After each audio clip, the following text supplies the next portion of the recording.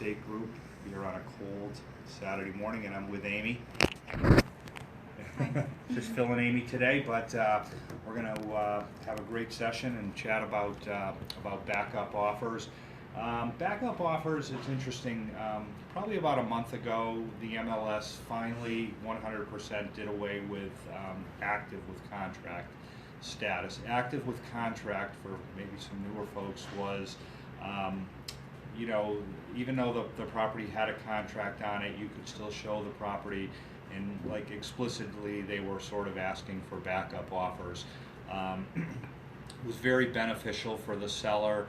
If you were a buyer's agent, you had an offer accepted, they're still showing the property, kind of with the as-is contract. It didn't give you maybe as much if another offer came in. It didn't give you as much leverage when you were doing the home inspection, because they got another offer that might be better than yours. Your client might be getting financing. There may be a cash offer behind you, and they're looking basically to kick your client out. So it made it a little bit tricky, but that's since gone away. Now everything goes from active right to pending, and then typically on pending, the property's really not available for sale. And now I think many people kind of say, it's in that status, so kind of no backup offers. Well, you can still put a backup offer in if you're a buyer's agent, and maybe you're having some difficulty, because inventory's tight, finding your client a property. You can call the listing agent of the property that's got the pending status, and see if it's still okay to show it, and just kind of find out where they are in the closing process. If you look on MLS, it'll tell you the closing date or the anticipated closing date. If it's close to that, then you kind of know they're probably through the inspection and maybe just kind of waiting on financing.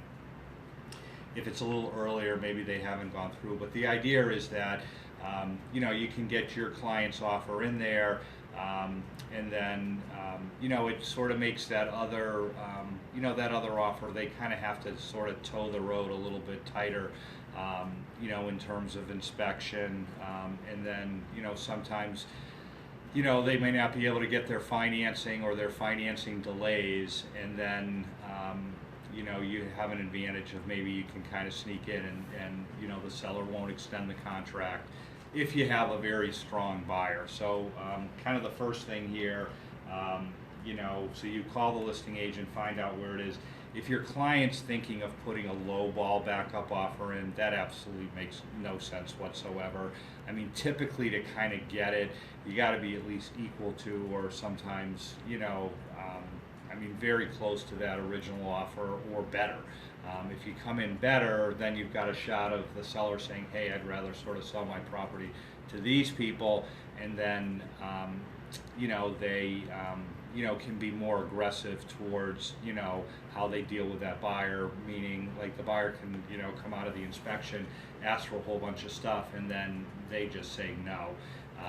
If you're the buyer's agent and you have an accepted contract and you hear no, then maybe what's going on is there's a backup offer. Ask the listing agent, hey, do you have an offer behind this?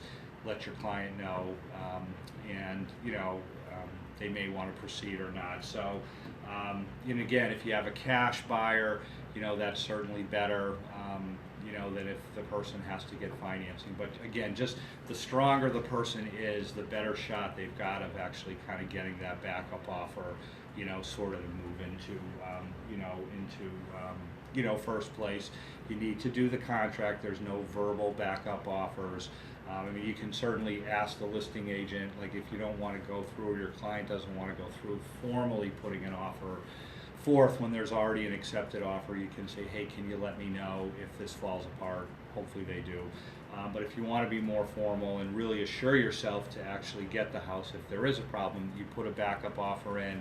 It's the regular contract, and then there's an addendum that has to be attached to a backup offer addendum. You have to do the deposit. Your deposit has to go to the title company. All those things kind of make the offer official. You don't want to do the inspection until after that first offer, the original offer, gets terminated. So that's just kind of the steps to it.